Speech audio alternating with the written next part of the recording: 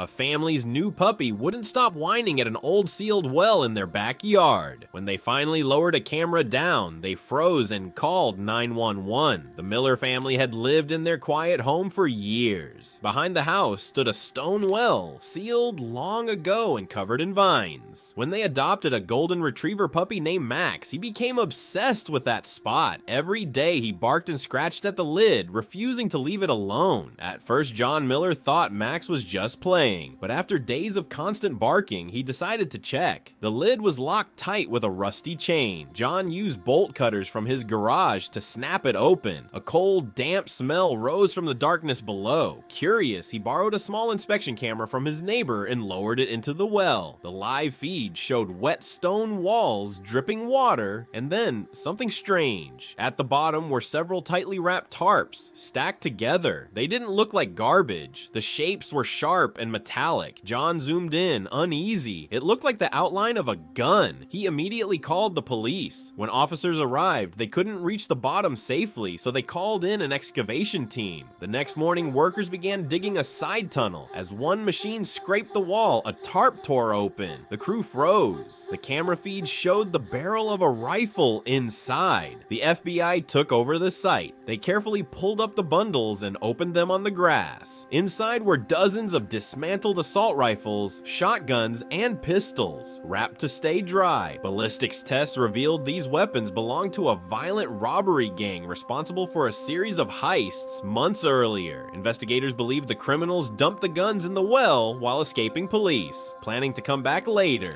The discovery made national news. Thanks to one persistent puppy, the gang was caught within weeks. The old well was filled and sealed for good, but sometimes Max still sits by that spot at night, staring at the ground, like he knows there's still more down there.